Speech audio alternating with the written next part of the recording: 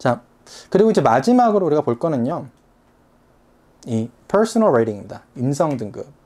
자, 이거를 처음에 말려드리면 좀 놀라는 친구들이 좀 있더라고요. 인성까지 보냐고요. 그렇죠? 근데 인성까지 봐요. 이게 그리고 사실 굉장히 중요한 등급인데 좀 이따가 이제 어떻게 분포되는지 알려드릴게요.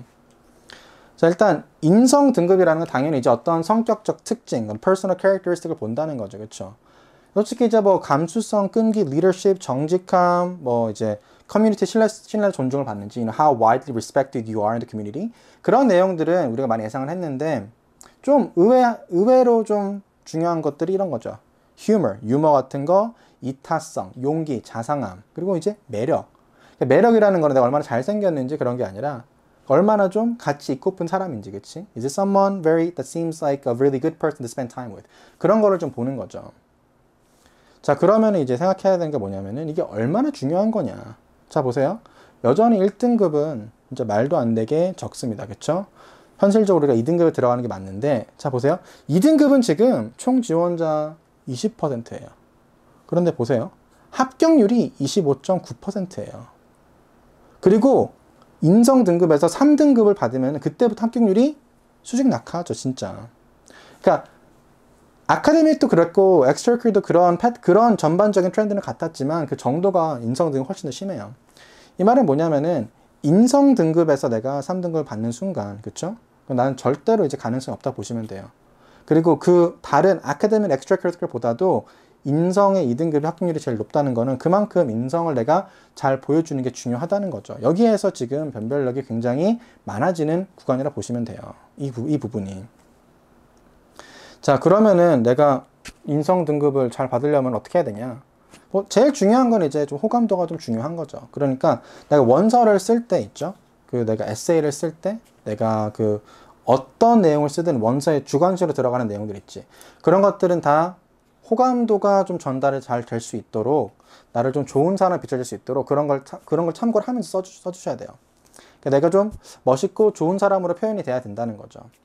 그리고 추천서를 부탁을 할 때도 이제 학업적인 내용만 부탁을 할 게 아니라 이런 인성적인 면에서 성격적인 면도 어필해 달라고 적극적으로 부탁을 해주셔야 됩니다. 아까 말했듯이 추천서 같은 경우에는 어차피 이제 그 표에서 나오는 내용으로 많이 갈리기 때문에 그 이상으로 내가 조금 더 플러스를 할 수 있는 부분은 이런 인성적인 면을 잘 채워주는 거예요. 이제 가끔 가다가 보면은 진짜 뭐 그 학업적인 면에서 활동적인 면에서 흠이 없는 친구들이 있는데 그런 친구들의 대학에서는 다 떨어지는 경우도 한 번씩 있어요. 그런 경우는 이제 아카데믹에서 2등급 됐고 그리고 엑스트라커리쿠러 2등급을 됐는데 퍼스널에서 3등급이 됐나 보죠. 그쵸? 이제 그만큼 이게 중요한 거니까 여러분 그 원서의 모든 면에서 내가 이렇게 쓰면은 너무 좀 자만심이 넘쳐 보이지 않을까? 이렇게 쓰면은 내가 좀 너무 내용을 부풀리는 것처럼 보이지 않을까? 그런 것까지 고려를 하면서 상대방에 대한 상대방이 나에 대한 호감도를 잃지 않도록 신경 써주시고요. 그리고 이제 퍼스널 에세이 같은 거를 쓸 때도 이거는 다음 영상에 좀 더 자세히 좀 얘기를 하겠지만 퍼스널 에세이를 쓸 때 이제 막 그런 진부한 얘기를 많이 하잖아요. 네 자신을 보여줘라. 근데 그게 진부한 이유가 뭐냐면은 사람들이 맨날 말해서 그런 건데 왜 맨날 말하냐면 그 말이 맞아서 그런 거예요. 그러니까 여러분들이 가지고 있는 그 매력 있잖아요. 그거를 보여주는 게 그 에세이의 되게 주요 포인트 중 하나고 거기에서 이 에세이를 보고 야 얘는 진짜 좀 재밌는 애 같다. 얘는 진짜 괜찮은 애 같다. 얘는 진짜 좀 용기가 많고 얘는 진짜 좀 같이 좀 있고 싶은 사람이다. 그런 걸 느껴지게 해야 되는 거예요. 에세이를 통해서. 그래야지 인성 등급에서 좋은 등급을 받고 좋은 합격률을 내가 좀 누리면서 지원 프로세스를 이어나갈 수 있겠죠. 그리고 마지막으로 이제 그 두 학생의 사례를 보면서 이야기를 마치도록 할게요. 스튜던트 A랑 B가 있죠. 지금 보시면은 뭐 GPA나 SAT를 보시면은 둘 다 되게 좋은 편이에요. 그렇죠? 특히 스튜던트 B 같은 경우에는 ACT가 35점이니까 SAT 1550점 굉장히 높은 편이죠. GPA는 거의 완벽하고요. 그렇죠? 자, 그러면 이제 이 두 학생들 중에서 누가 더 좋은 학교를 갔을까요? 왠지 뭐 당연히 이제 스튜던트 B가 좀 더 높은 점수를 가지고 있으니까 B라 생각할 수 있겠지만 그런데 이렇게 물어봤으면 왠지 A가 답일 것 같죠. 그렇죠? 네, 맞아요. 실제로 A가 좀 더 잘 갔습니다. 보시면은 A는 이제 NYU Stern, Columbia Cornell 합격을 했고요. 그리고 스튜던트 B 같은 경우에는 University of Michigan, UIC 합격을 했어요. 자, 당연히 이제 미시간이나 UIC가 좋은 학교들이죠. 그런데 이제 스튜던트 입장에서 조금 더 좀 아쉬웠을 것 같아요. 그쵸? 자, 그럼 생각해 봐야 되는 게 왜 그랬을까? 그럼 활동에서 큰 차이가 났을까? 사실 그것도 아니에요. 뭐 스튜던트 B가 활동을 안 한 것도 아니었고 스튜던트 A가 활동만 엄청 한 것도 아니었고 둘 다 이제 표면적으로 보면은 비슷한 수준의 활동이 있었어요. 교내에서 클럽 회장직 여러 개 했었고요. 둘 다. 그쵸? 둘 다 개인 스타트업이 있었고 둘 다 이렇게 인턴직도 있었고요. 둘 다 패션 프로젝트 있었고 뭐 스튜던트 A가 추가되는 거 책 작성을 하나 한 건데 뭐 그거 하나 때문에 이렇게 갈릴 일이 없을 거 아니에요. 그쵸? 그럼 무슨 차이가 있었을까요? 자, 그 차이는 이렇게 좀 멀리서 보는 것보다 좀 자세히 봐야지 나오는 차이인데요. 보시면은 이제 스튜던트 A 같은 경우에는 FBLA 클럽을 통해서 경영대회에 다수 입상을 했어요. 스튜던트 B 같은 경우에는 로보틱스 클럽을 통해서 입상을 못한 거죠. 그렇죠? 그리고 스타트업 같은 경우에도 스튜던트 B 같은 경우에는 이제 초기 단계이기 때문에 좀 매출이 좀 없었어요. 아직 시작하는 단계니까. 어쩔 수 없잖아요, 그거는. 그런데 스튜던트 A는 조금 더 일찍 시작을 해가지고 스타트업을 통한 매출이 한 2,600만 원, 누적 고객 수가 한 800명 정도가 된 거였죠. 이걸 보시면은 이제 같은 활동이지만 파급력의 차이가 확연히 나죠, 그렇죠? 그리고 이제 스튜던트 A 같은 경우는 책 작성을 하면서도 그냥 작성하고 그냥 뭐 어디 출판한 게 아니라 그 도와주신 교수님이 계셨는데 그분한테 추천서를 받아가지고 이제 얼마나 독창적으로 얼마나 열정적으로 이 프로젝트를 진행을 했는지 써주는 그런 내용을 받고 제출했습니다.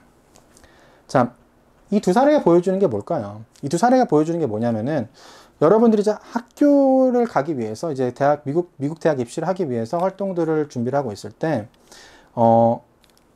거기에서 요구하는 것들이 이제 먼저 좀 더 자세히 알게 됐잖아요. 그렇죠? 그럼 그거를 충족을 시키기 위해서 계획을 좀 철저하게 세우는 게 필요한 거예요. 그리고 이제 마찬가지로 여러분들이 만약에 지금은 이제 12학년이라서 지원을 앞두고 있는 학생들이면은 여러분들이 이제 그 레주메를 쓸 때, 액티비티 내용을 쓸 때, 추천서를 부탁을 할 때, 에세이를 쓸 때 활동에 대해서 이런 정보들이 잘 드러날 수 있도록 써주셔야 되고, 그리고 만약에 내가 스튜던트 B처럼 활동 여러 개 한 게 있지만 그런 업적 같은 게 없으면은 어떻게라도 내가 그 안에서 했던 활동들을 가지고 내가 많은 사람들한테 줬던 파급력에 대해서 어떻게든 포장을 해서 얘기를 해줘야 됩니다. 왜냐면은 스튜던트 B 같은 경우에도 지금 대회 나간 건 없었지만 이제 원서에서 강조를 할 수 있었던 게 여러 가지가 있었을 거예요. 근데 그게 좀 안 돼가지고 결과가 안 나왔을 수도 있겠죠. 그러니까 열심히 해가지고 뭐 팀을 꾸리는데 큰 기여를 했다거나, 그쵸? 아니면은 학생 수를 많이 리드했다거나 그런 식의 내용들이 많을 수도 있지만 그런 게 강조가 잘 안 되면은 결과가 안 좋을 수도 있는 거죠. 자, 저희가 이제 두 명의 사례를 봤잖아요. 이걸 통해서 여러분들이 가져갔으면 하는 건 이겁니다. 만약에 지금 9학년 10학년이면은요, 스튜던트 A처럼 이렇게 좀 활동을 통해서 파급력, 어떤 국내, 국제적인 업적, 지역적인 업적을 보여줄 수 있는 그런 기회들을 많이 도전해 보시고, 그리고 여러분들이 원서를 쓸 때쯤이 되면은 이제 내 활동에 대해서 이런 점을 강조할 수 있는 위치가 됐으면 좋겠어요.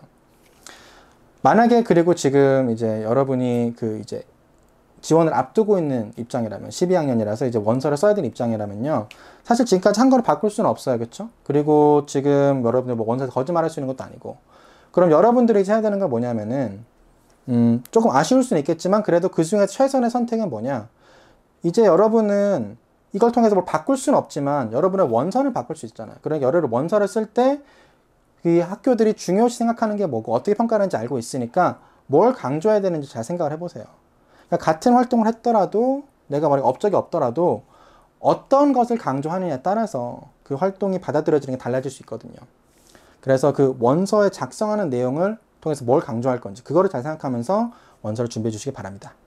자, 여러분 끝까지 시청해 주셔서 너무 감사합니다. 이번 영상을 통해서 이 미국 입시 시스템에 대해서 조금 더 알아가는 계기가 되었으면 좋겠고요. 이제 우리는 다음에도 여러분들이 입시 관련해서 궁금해하는, 그리고 궁금해해야 하는 내용을 다루도록 하겠습니다. 다음에 뵐게요.